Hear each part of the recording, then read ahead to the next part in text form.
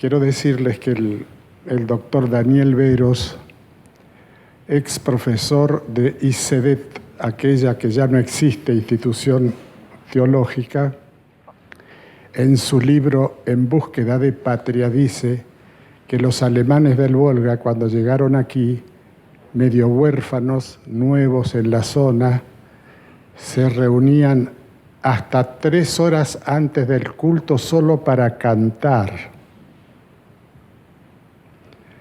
Muy bien.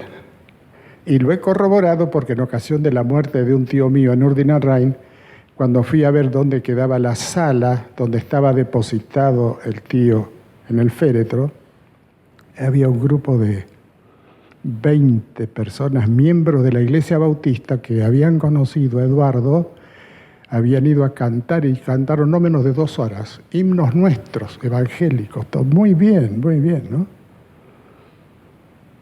Además leí en estas horas de que cuando el pueblo de Dios ascienda, lo hará en compañía de coros, ángeles. Lo primero que vamos a escuchar es a Nelson Quesada, director del IDEC. Esa palabra IDEC es relativamente nueva como el edificio este. Y yo casi creo que hay mucha gente que no ubica este salón, digo de la población en general. No sé cuántos saben dónde queda eso.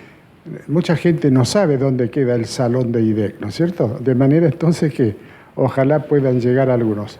Después del hermano Quesada con su explicación del IDEC, Orlando Palmieri, coordinador del Centro Histórico, también explicará de qué se trata. Así que a Dios gracias por ello. Y después, nuestro querido director del centro y demás nos dará algunas explicaciones dignas de ser escuchadas. Muchas gracias. Muy bien, buenas tardes para todos. Es un gusto saludarlos y bueno, poder darles la bienvenida a esta actividad aquí en el IDEC, en el edificio del IDEC. Bueno, el edificio es nuevo, pero la actividad que se desarrolla o que el edificio motoriza, digamos, en la universidad es tan antiguo como el CAP, ¿no? Como iniciaron en la misma época, porque aquí se desarrolla lo que es la actividad del colportaje estudiantil, ¿sí? Nosotros tenemos lo que es el colportaje en general para la iglesia, tenemos 2 ramas y está el área permanente, el hermano de iglesia que lo hace como un proyecto de vida personal, y después tenemos aquellos jóvenes que en su periodo académico, mientras estudian, se involucran en esta actividad para obra misionera, para formación personal, pero también para alcanzar los recursos para poder solventar sus gastos mientras invierten aquí en la educación en la universidad. Entonces, desde el IDEC, que significa Instituto de Desarrollo del Estudiante Colportor, les queremos dar la bienvenida a cada uno de ustedes. Esta va a ser la primera reunión, o sea, la primera tertulia, pero con el pastor Daniel hemos charlado de que a partir de aquí, si ustedes se sienten a gusto y cómodos en este espacio, vamos a poder realizar las próximas y bueno, para todas van a ser muy bienvenidos y bueno, esperemos ser útiles en esta buena iniciativa. Gracias. Bueno, muy buenas tardes. Quería comentarles nomás que todavía no asumimos la función en el centro histórico, el Centro Histórico Adventista, pero posiblemente a partir de ahora del mes que viene ya vamos a estar en esa función. Así que decirles, vamos a poner ahí un letrero para si hay alguno que quiere visitar ese centro. Si bien puede ser que el mes que viene todavía siga en 2 lados a la vez, pero sí, si alguien quiere visitarlo, viene algún familiar, quiere conocerlo, que nos podamos comunicar y que se sienta libre de coordinar y entonces podemos visitar ese lugar. Ese lugar va a estar abierto, tenemos muchas ideas con el pastor Plen. Queremos que sea un lugar social, o sea, que podamos nosotros compartir, hacer otras actividades más allá de solo ir y mirar, que podamos sumar. Hay muchas cosas para sumar. Yo ya he estado con algunas delegaciones que han ido y bueno, yo estoy aprendiendo la historia, uno sabe alguna historia, pero como que hay muchos detalles y entonces siempre se enriquece uno, ¿no?, con los aportes de ustedes. Así que estoy ahí para escuchar los aportes, aumentar las colecciones.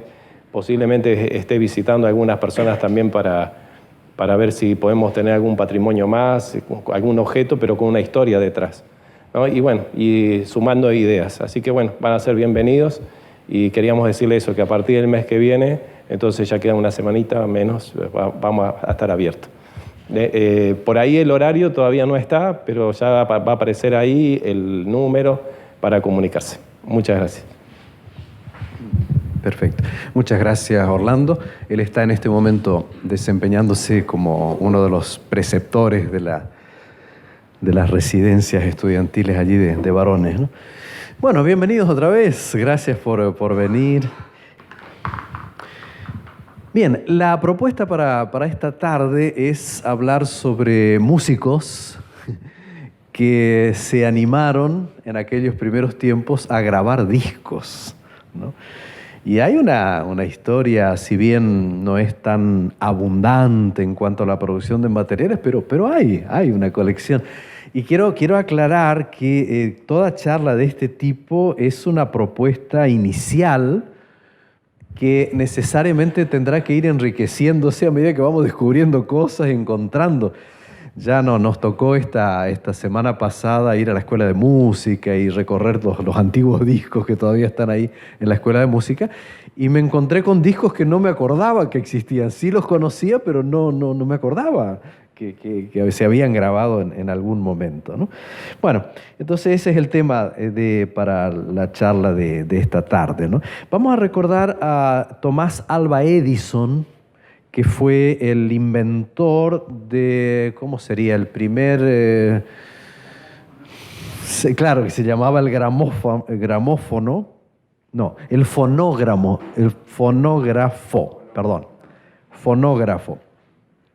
Y Emil Berliner fue el que inventó el gramófono, que es como una perfección del fonógrafo, ¿no? Bueno, ustedes saben que ellos vivieron más o menos desde mediados del siglo XIX hasta la primera parte del siglo XX, y es el inventor del primer aparato capaz de grabar y de reproducir música. Y eso fue una revolución, porque permitió, el éxito de esto, ¿no? Permitió la difusión masiva de la música. Ya no era para unos pocos que podían estar ante el músico o los músicos, sino que podía reproducirse de esa manera, ¿no? En el caso del fonógrafo era un cilindro. Yo no sé si alguno de ustedes alcanzó a ver alguno de esos. Yo no lo recuerdo en este momento. Pastor y Tim sí. Ahora, en el caso del gramófono ya era en la forma de un disco plano. Y ahí es donde surgieron los discos, ¿no? Bueno, el tema al comienzo eran los surcos que había que hacer en el material, las púas metálicas. Ustedes recuerdan el grosor de esas púas metálicas. Creo que muchos de nosotros aquí, que ya no somos adolescentes hace rato, habremos tenido recuerdo de esos aparatos que había que darle manija, cambiar la púa después de cada disco, las vitrolas y todo aquello, ¿no? Bueno, el tema es que con esa tecnología así tan rudimentaria, digamos, no era mucho la capacidad con esos primeros discos de 78 revoluciones. Era un material duro y de cada lado no permitía más que 4 o 5 minutos de grabación. Así que no era mucho lo que se podía almacenar allí. En realidad fue la industria del cine, que necesitaba de estos aparatos también, la que empezó a experimentar con discos de 33 revoluciones y 1/3, que tenían con mayor capacidad. Al comienzo se animaban hasta 11 minutos por lado, o sea que ya podía grabar unas cuantas cosas, ¿no? Eran los llamados discos de larga duración o, ¿cómo se llama? Long play, ¿no es cierto? Exactamente. Y fueron desarrollados a partir de 1948. Ya. Los surcos se modificaron y el material pasó a ser un material plástico más blando y menos rompible, porque los otros discos se caían y se rompían. Tal vez alguno de ustedes ha tenido la experiencia de eso, que se rompa algún disco. Claro, los vinilos eran material más plástico, menos rompible, ¿no? Bueno, muy bien. Decíamos que en este estudio preliminar lo que vamos a recordar es que hubo profesores del antiguo colegio Adventista del Plata, estudiantes, y nosotros, para no limitarnos tanto, vamos a hablar también de exalumnos, que aunque ya no estaban por acá, sí seguían incursionando en la música y dejaron sus grabaciones, ¿no? Bueno, acá vamos a tal vez introducir ya un pequeño diálogo con el pastor Dr. Rolando Itín, porque hasta donde sepamos, y si alguien nos puede corregir y dar otra información, bueno, mejor todavía, pero el primer disco fue un disco de 78 revoluciones y fue grabado por el Coro Armonías del Paraná por el año 1950, ¿no es cierto? Así que le vamos a dar a Rolando la posibilidad que nos explique cómo fue eso, porque él era una de las voces de esa... Ahí nomás, pastor, ahí nomás. Durante ese año del Libertador General San Martín, hicimos con el coro una gira que nos llevó a algunas iglesias en Buenos Aires. Con el barco de la Carrera cruzamos a Colonia, fuimos a Montevideo, cantamos en Montevideo. No puedo asegurar si cantamos en el Sodre, pero cantamos en Montevideo y en el instituto. Bueno, y a la vuelta nos avisaron mientras estábamos en el barco que nos preparáramos porque íbamos a grabar un disco, es decir, grabar discos cuando llegáramos a Buenos Aires. Llegamos, nos llevaron a los estudios de RCA Víctor. No tengo la menor idea de dónde estaba eso, pues yo no conocía Buenos Aires como buen entrerriano. Y allí nos llevaron a una sala de grabación, silencio total, todo revestido de telas gruesas y cortinados, lo que recuerdo del lugar. Y el pastor Brown y Messier Chasquelis, que eran los directores, allí haciéndonos vocalizar al principio para poder empezar. Cuando los técnicos nos dieron la voz de aura, empezamos a cantar. Y la verdad es que se cantó con toda el alma. Yo creo que cada uno de los que estábamos allí pusimos todo lo que teníamos. Bueno, terminó, los técnicos se hicieron cargo, estuvieron escuchando y entonces nos dijeron, va. Y el siguiente canto. Cantamos como una docena de cantos, uno detrás del otro, sin repetir ninguno que hubiera salido mal por algún desacorde, alguna falta de armonía. No, todo salió perfecto para lo que era en aquel tiempo las posibilidades tecnológicas y las del coro mismo. Claro, el coro tenía bastante experiencia porque había tenido, no sé, una media docena o más de ensayos en los últimos pocos días, así que estábamos afinados. Fue muy emocionante para nosotros el haber grabado, eran discos de pasta de 78, haber grabado por primera vez himnos para el uso del público en general y que se vendía a través de RCA Víctor. Así que fue muy emocionante. Bueno, no sé si algún otro recuerdo. ¿Alguien recuerda el disco o los discos? Ahí está, bueno, perfecto, gracias Susi. Yo tengo así dos discos. 4 canciones. Cada uno, Cada lado tiene una canción. Canción de paz, o sea, entre los dos discos son 4 himnos. Cerca de ti, Señor, Canaán y Tanto al mundo amó. Sí, yo lo que recuerdo es Cristo está conmigo, ¿no? Creo que es uno de los himnos. ¿Puede ser? De los que hay. De recuerdos solamente quedaron estos. Seguro, seguro. Vamos a aprovechar para mencionar entonces a los dos directores de la época, el doctor Walton Brown, ¿ya? De quien hemos escuchado por muchas razones hablar, ¿no es cierto?, en la época también de mis padres, y bueno, el profesor René Chasquelis. ¿Un recuerdo para don René, Susi, de esa época o de lo que él contaba del coro? Algo breve, pero...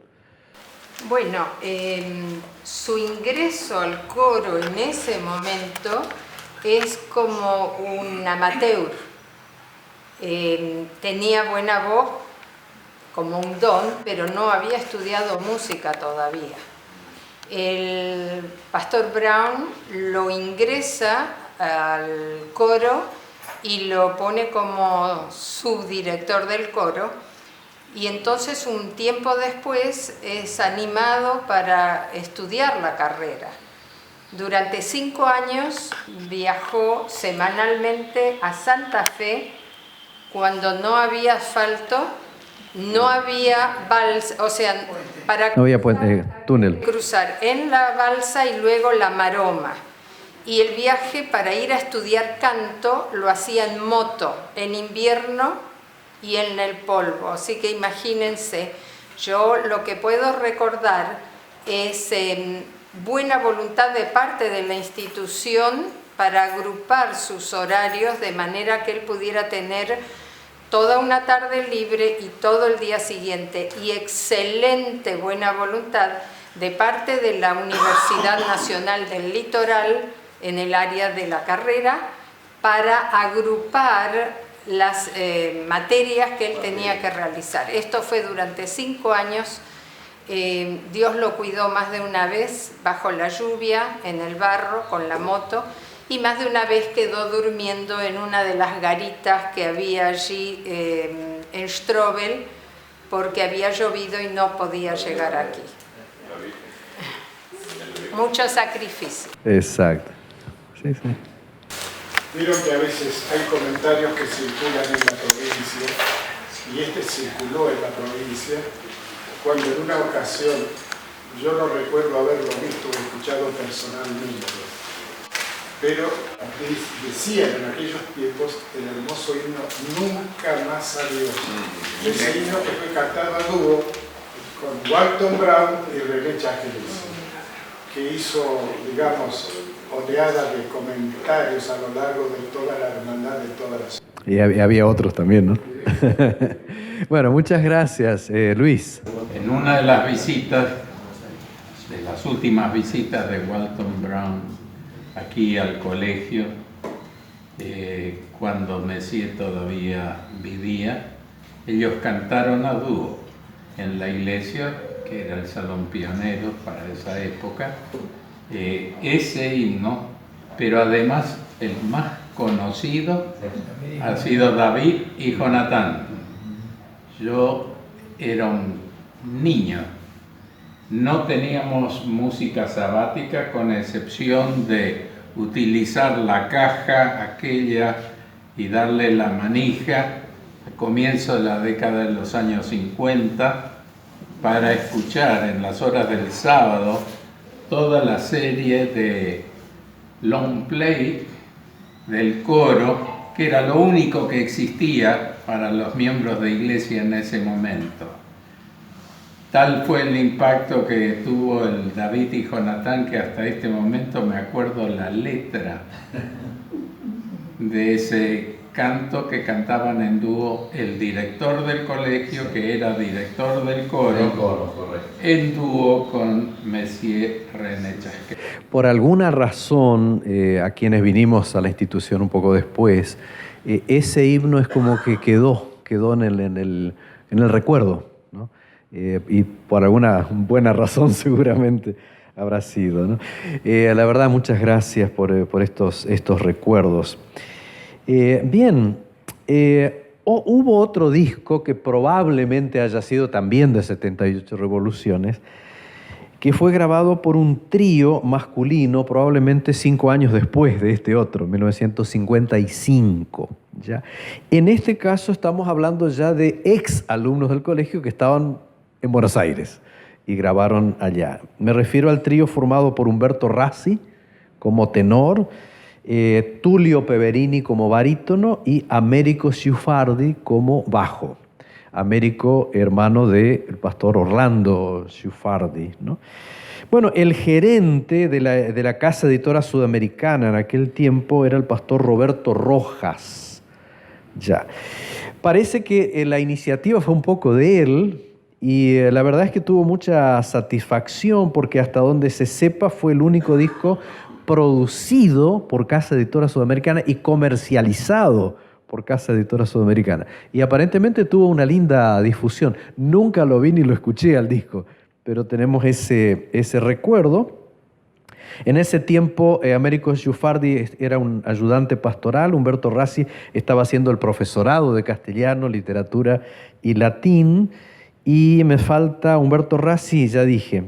Tullio Peverini era redactor de Haces, era el vínculo más directo ahí con la casa editora.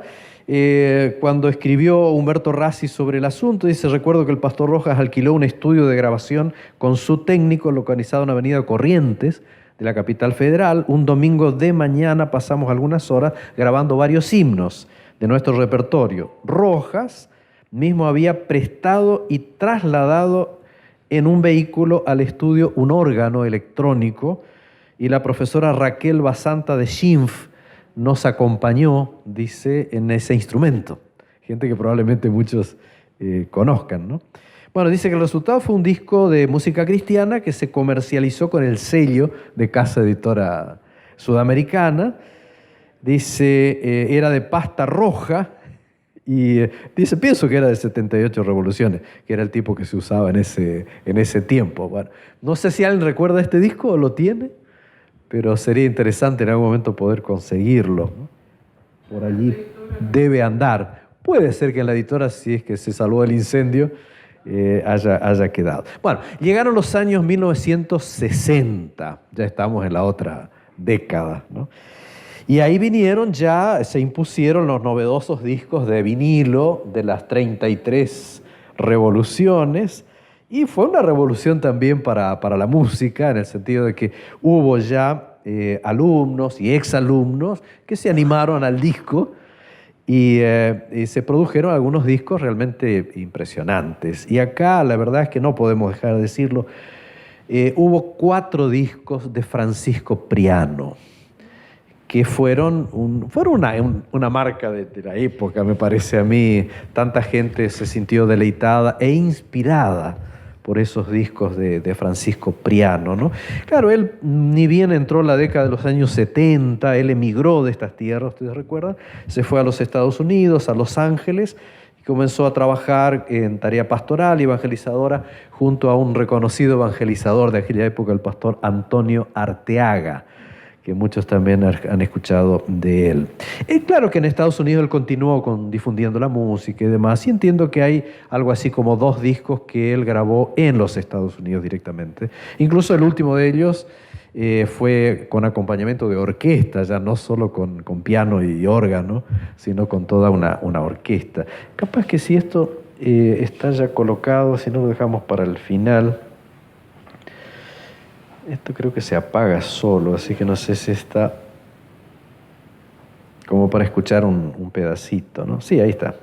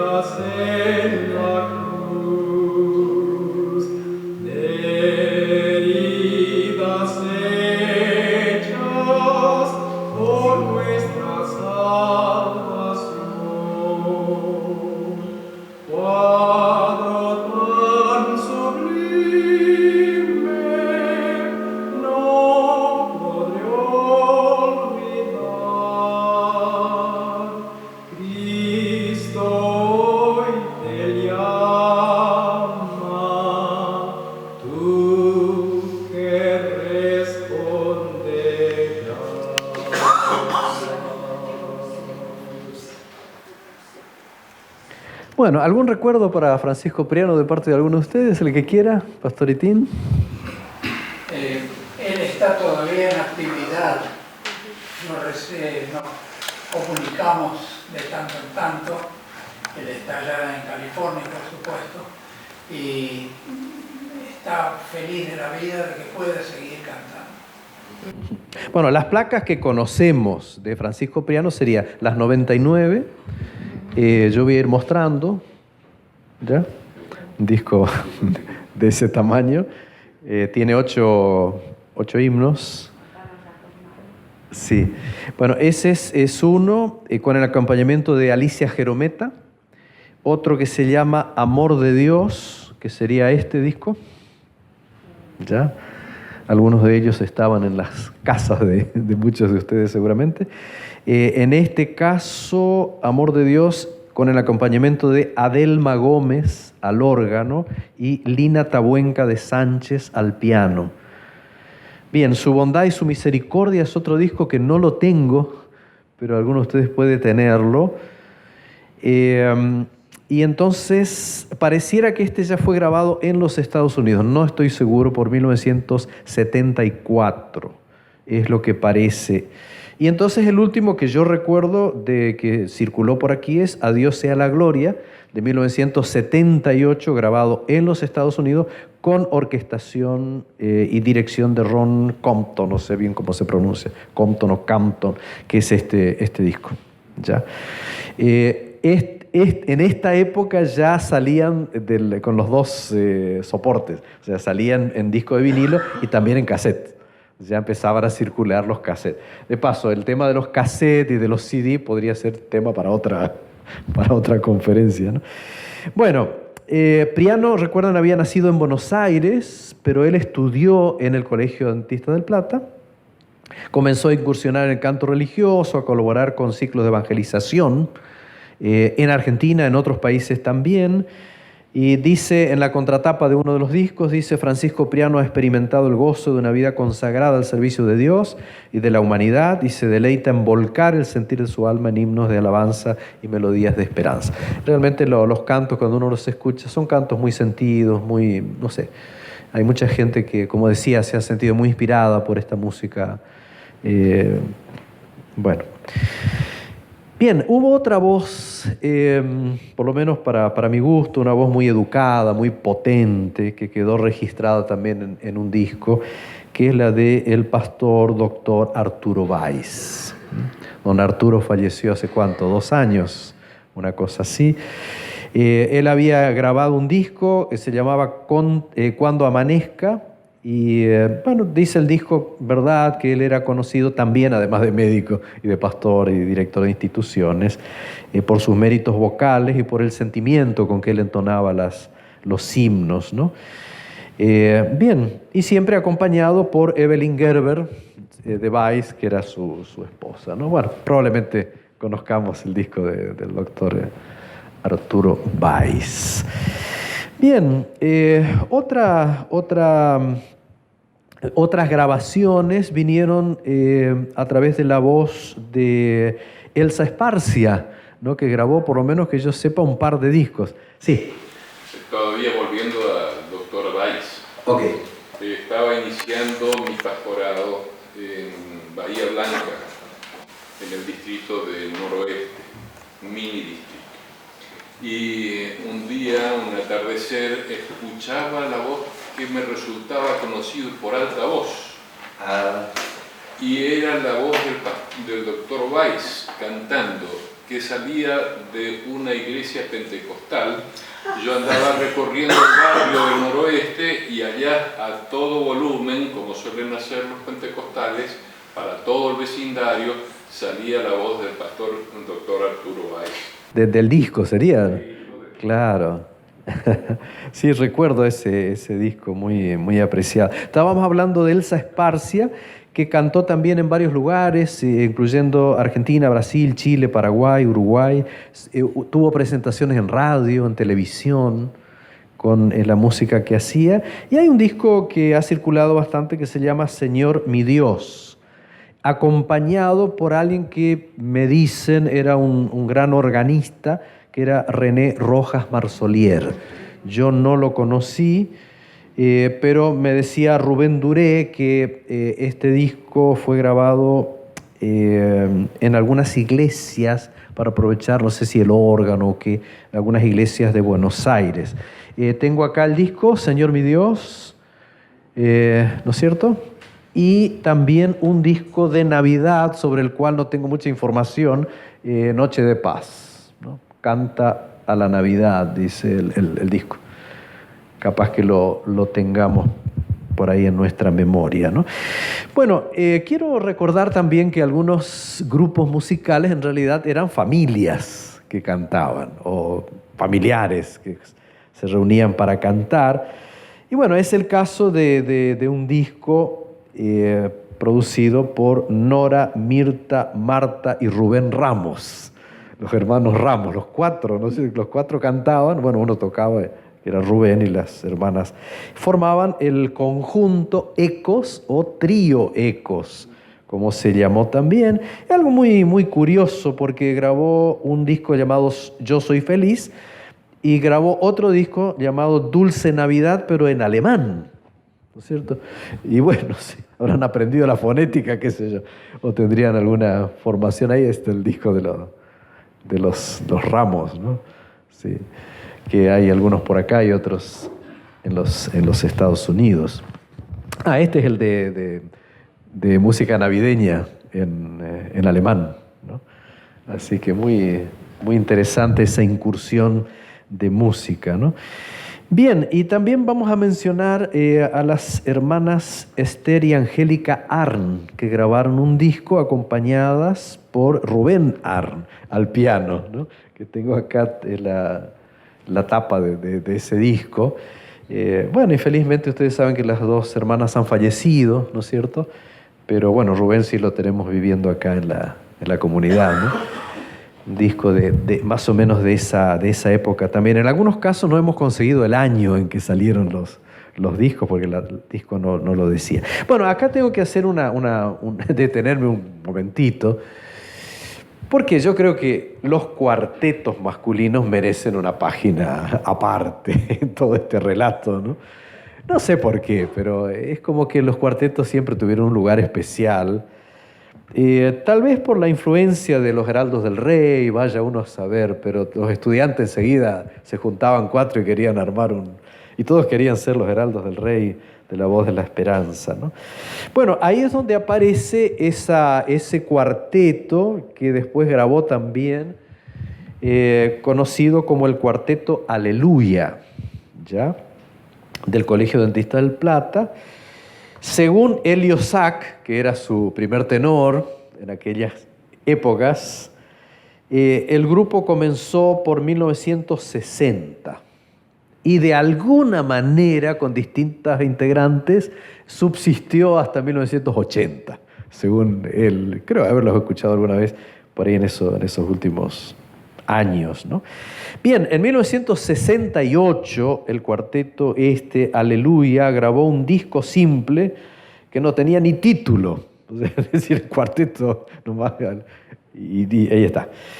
Y después es como que ampliaron un poquito y formaron el conjunto vocal Aleluya, que en algunos cantos, o por lo menos en uno de esa grabación, participaban las hermanas Nora y Marta Ramos.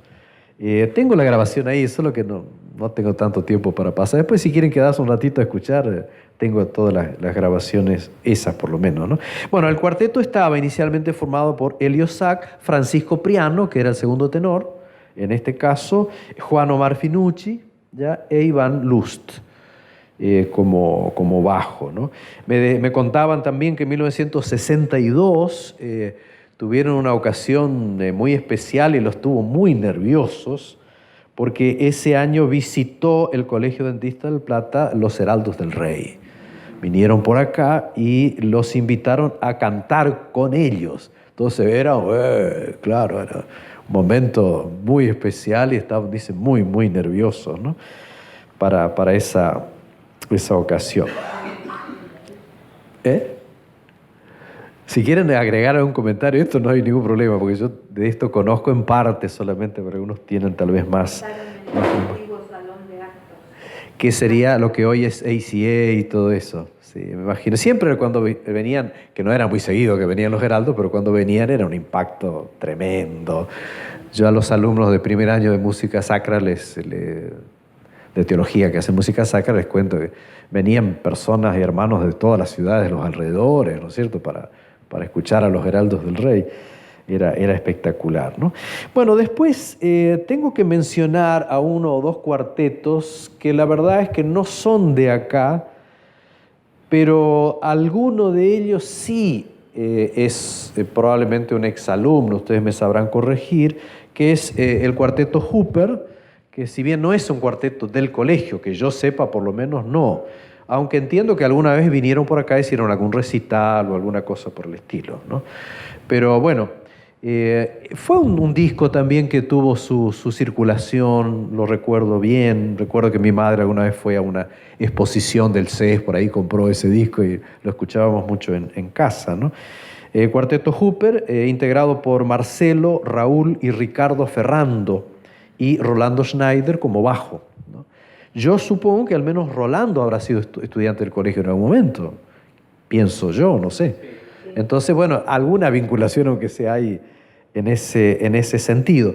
Ellos comenzaron a cantar en 1969 y el disco es de principios de los 70. No puedo precisar exactamente. Algunos de los muchachos Ferrando también fueron alumnos en esa década acá en el colegio. Eso sería interesante como dato. Yo pregunté, pero nadie me supo decir si alguno de ellos estudió. Correcto. Quizá el más conocido es Raúl Ferrando, porque ha seguido con estudio de grabación y ha ayudado a otros grupos también musicalmente y demás, ¿no? Bueno, voy a mencionar también acá ineludiblemente al cuarteto Melodías, que ese cuarteto sí empezó acá, sí empezó en el colegio en 1960. Ven que era una época fuerte para la música y para los cuartetos y para las grabaciones. 1960... en ese tiempo los integrantes eran Herlie Roger, que después fue pastor en los Estados Unidos y grabó también un disco en Estados Unidos como solista, acompañado de orquesta, Silvio Alba, René Pitó y Jorge Mato. Eran los integrantes de esa formación del cuarteto Melodía, que, bueno, como quiera que sea, es un cuarteto que todavía existe. O sea, todavía siguen cantando, pero en Buenos Aires después, por supuesto. Naturalmente, por muchos años hubo una integración, hubo una formación que duró mucho, que estaba conformada por Rubén Duré, Mario Ferreira, Hugo Bergan y Elvio Piro. O sea, fue una formación de muchos años del cuarteto. Ellos llevaron al vinilo un disco que se llamó El Cielo Azul, ¿no? Que hasta circulaba por todas partes en ese tiempo, Cuarteto Melodías, El Cielo Azul. Y ellos solían ser acompañados por Clelia Utz de Bernhardt, ¿no? de Viale, supongo que será, ¿no es cierto? Y después se fueron para otras partes. Bueno, ellos, además de discos, por supuesto, grabaron mucho para radio, para televisión, para películas, incluso de Una luz en el camino. Ustedes recordarán El desierto floreció, ese tipo de cosas, ¿no? Y participaron de esas actuaciones memorables de Una luz en el camino con este cuarteto en el Luna Park, ¿no es cierto?, en Buenos Aires, y en el Teatro Auditorium de Mar del Plata, en esas celebraciones de Navidad de 1976. Ha pasado el tiempo, pero esos encuentros fueron impactantes. La verdad, la convocatoria que tenía Una luz en el camino en esos años era impresionante. Uno podía ir a cualquier parte del país como colportores, estudiantes, por ejemplo, Nelson, y Una luz en el camino se escuchaba. Realmente era impresionante, ¿no? Bueno, muy bien. ¿Qué más? Bueno, otro cuarteto que tampoco tuvo una relación directa con el colegio fue justamente formado por Raúl Ferrando, que fue Oqueral 7, que apareció en 1977, ¿no es cierto?, en Buenos Aires, y estaba conformado por Ezequiel Becerra, Raúl Ferrando como segundo tenor, Horacio Rodríguez, que falleció, vivía acá en la comunidad, y Aldo Mangol. Y también tuvo la participación de Marta Ramos por ahí en un par de cantos, así que bueno, alguna vinculación con los exalumnos del colegio, ciertamente, o tal vez Raúl mismo fue alumno por aquí. Ellos grabaron este disco, o que era el 7, y grabaron también un disco de Negro Spirituals en inglés, ¿no? Piensen en las pianistas, Esther Gerber, por ejemplo, exalumna también de la institución, y Mirta Rostán. Y estos eran discos que salían, repito, en discos de vinilo y también en cassette, ya simultáneamente aparecían en los dos soportes, ¿no? Sí. ¿Estás seguro que era Esther, no era Marta? El disco dice Esther, pero no puede ser que haya algún error. Puede ser Marta también, ¿no es cierto? Porque conozco como pianista mucho más a Marta que a Esther. No, pero Esther tocaba bien también en su momento, ¿eh? Tocaba muy bien, sí. Yo no la recuerdo de acá, pero la recuerdo del IJBA, de Misiones. Sí. Bien, tengo que ir hacia el final por un tema de tiempo, pero damos, sí. Que mencionaste de el cuarteto y la presencia de Lilo Mangold. Él nació, se crió acá. Aquí está la hermana. Y está correcto. Y él participó en más de un cuarteto, evidentemente, ¿no? Sí. ¿Algún recuerdo para él? ¿De aquellos años? No, me emociona mucho escuchar todo esto. Es que la música tiene esa capacidad también para hacernos recordar no solo de ideas, pensamientos, sino de gente, ¿no? que se queda ligada a la música y al canto, indudablemente, ¿no? Es así una manera de recordarlos, ¿no? Bien, tenemos que cerrar, digamos, este momento con la música coral o música de cámara, si ustedes quieren. Tenemos que volver sobre el coro Armonías del Paraná, coro Armonías del Colegio Dentista del Plata. A inicios, en 1972 ellos grabaron, fue algo muy destacado, porque fueron 2 discos, déjenme volver acá. Fue un recital en el Paraninfo de la Universidad Nacional del Litoral en 1972, el 29 de octubre de 1972, porque el coro cumplía los 50 años. Recuerden que el año pasado se hizo la recordación de los 100 años. Pasa el tiempo, ¿no? Había sido... Sí. Estuvimos nosotros cantando en ese. Exactamente. Y Tati también. Correcto. Y otros. El coro había sido fundado por Luisa Everist, de Everest, en 1922. O sea que eran 50 años y el año pasado fueron los 100 años, dirigidos en este caso por Valdemar Wenzel, que era el director de aquella época, ¿no?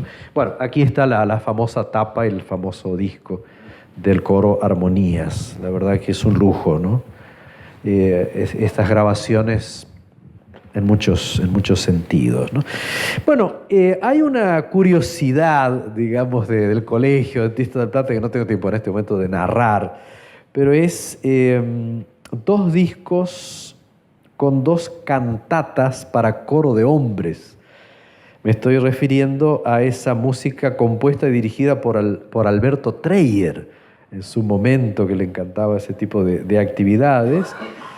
Él fue no solo alumno, después habría de ser profesor también en algún momento del colegio, y ellos grabaron en lo que se llamó, por lo menos en el disco, el grupo Mensajeros de la Eternidad. Y hay un disco, Vendrá el que murió y resucitó, es una cantata compuesta por Alberto y dirigida por él, y al piano estaba Mario Soto en esa grabación. Acá está el disco de la cantata de este coro de hombres, ¿no?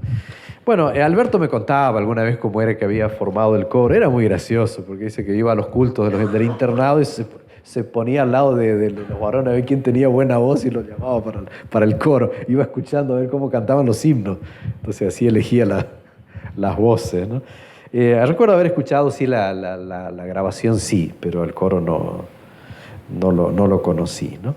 Bueno, y por supuesto... ¿Qué más? Bueno, tal vez Tati podría recordar alguna cosa. Si quieres decir alguna palabrita sobre este grupo, con gusto. Bueno, yo canté en el segundo, en el que murió y resucitó. En el año anterior habían grabado este, donde cantaban mis dos hermanos también. Y bueno, ahí ensayábamos en el lugar que teníamos de ensayo, era en el salón de cultos del sanatorio. Ahí era el lugar de ensayo. No recuerdo haber ensayado alguna vez en el pabellón. Así que allá íbamos porque también había algunos enfermeros que cantaban. Exacto. Y bueno, ese vínculo fantástico fue sacrificado, se grabó en Santa Fe. Sí, entiendo que con mucho sacrificio, viajar y ensayar y todo eso. Bueno, grabar no es fácil, ¿no? Como ustedes saben, no es fácil. Bueno, y tengo que mencionar, por supuesto, en este momento el surgimiento de Musicap, que ya está en los años 70, ¿no es cierto? Organizado por 1972. Entiendo que empezó con 11 voces, después pasó a 12. En el disco hay 12 voces, 12 personas, mejor dicho, y 12 voces, ¿no? Pero decía que había empezado con 11. Valdemar Wenzel fue el que condujo también este grupo, que habría de transformarse con el paso del tiempo en el coro oficial, ya con mayor número de integrantes, por supuesto. Por algún tiempo fue de 24 voces, yo recuerdo, ¿no es cierto? Y de 48, sí. Y después fue... Y hoy en día no se sabe. Cada vez que canta puede tener un número diferente de voces, ¿no? Bueno, surgió este disco Acompáñame, que ustedes recordarán, que está la foto del disco, está Carlos. No sé quién más está acá, aparte de ustedes dos. De acá de los presentes, ninguno, ¿no es cierto? Pero hay otros muy conocidos acá, si quieren les leo. Elisa Baines, Nancy de Wenzel, la esposa de Valdemar, Krista Jansen Harms, Marta Ramos, Gloria Jacobi, José Buzo, Haroldo Dragenberg, Luis Ramos, Bencho, Carlos Estegue, Rubén Ramos, Omar Loce. Cierto, perdón, el otro es Rubén. Valdemar Wenzel al piano, Rubén Duré en bajo, Warren Ashworth, el pastor, en marimba, y Haroldo Dragenberg con trompeta, bajo la dirección de Valdemar Wenzel.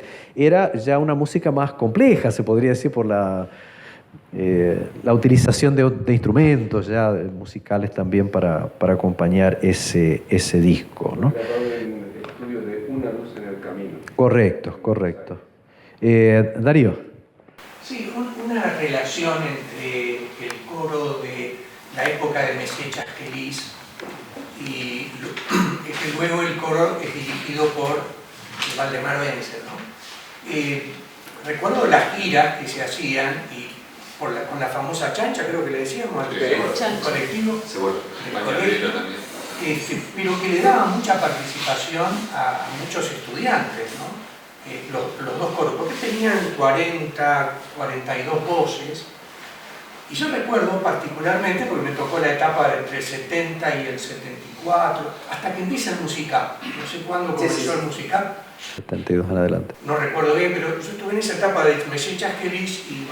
La transición. Y recuerdo la pena que sentí, porque me quedé afuera cuando se forma el Musicap. Más de uno le habrá pasado eso. Carlito está acá.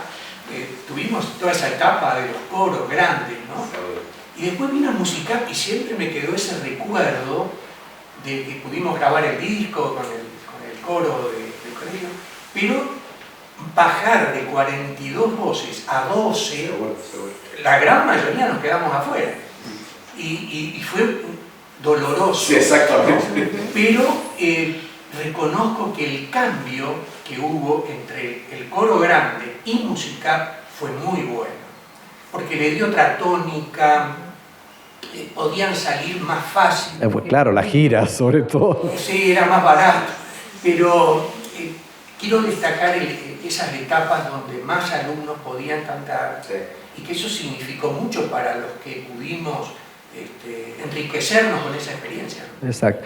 Voy a mencionar solo para terminar, muchas gracias por todos los recuerdos, mencionar algunos otros discos, pero muy rápidamente. Hubo un disco titulado Gracias Jesús, con un trío de trompetas, René y Haroldo Dragenberg y Warren Ashworth, acompañados por Clara de Dragenberg en piano, ¿no?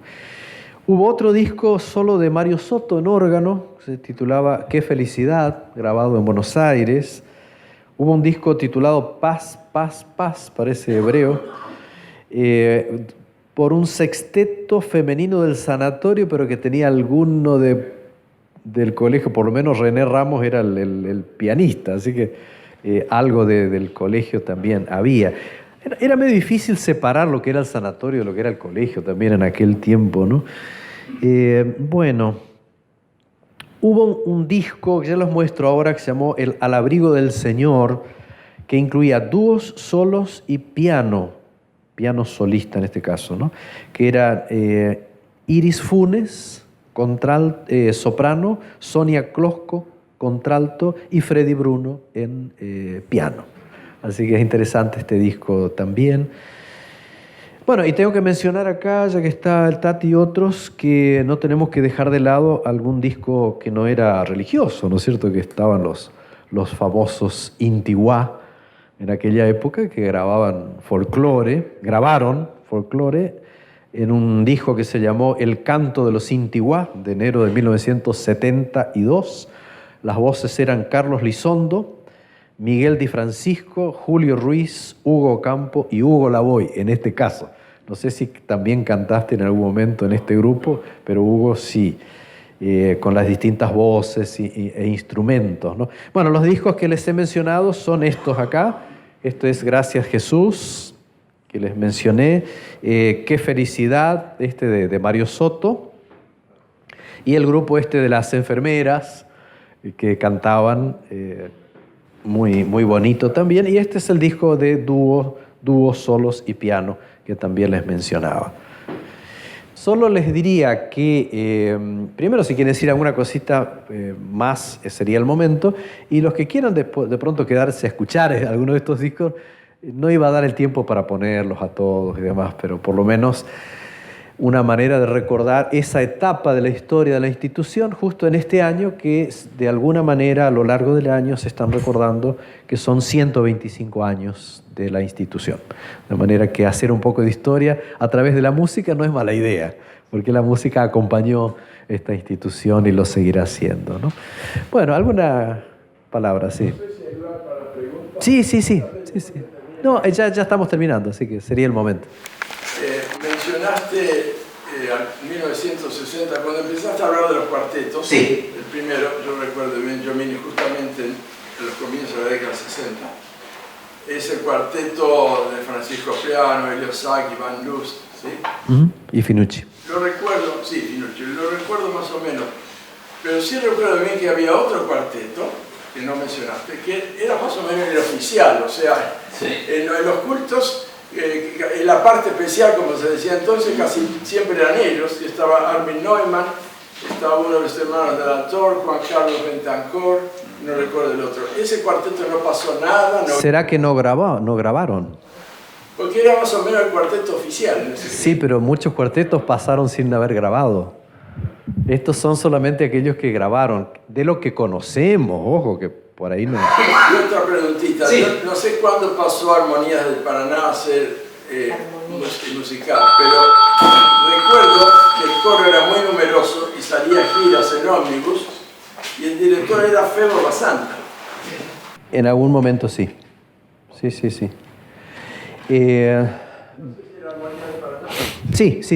Sí, claramente. Fue Armonías del Paraná, ¿no? Bueno, ¿alguna otra observación o pregunta? Sí. Para contestar lo que Néstor pregunta, la Armonía del Paraná estuvo hasta el 74, desde el 75. O sea, hubo un tiempo de simultaneidad. Y desde el 75, Waldemar Wenzel pasó a musical de 12 voces, que era mucho más fácil para transportar. Con ese grupo hicimos una gira para Río de Janeiro y bueno, muchas otras actividades. Perfecto, muchas gracias. A veces hay transiciones, ¿no?, entre los grupos. Y también el musical cambió el estilo de música coral del colegio. Me acuerdo que algunos se quejaban que era muy moderno, pero era fantástico, era muy buen cambio, ¿no? Actualizado. Y una posibilidad de hacer una mayor selección y qué sé yo, no sé, supongo ensayar más seguido, no sé, pero eso es lo que ocurrió.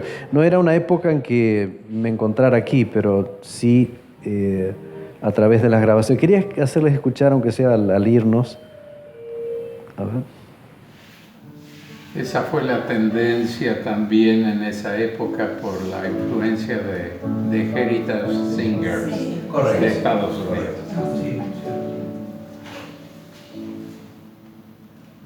Darío, para la próxima tertulia, si querés anunciarla.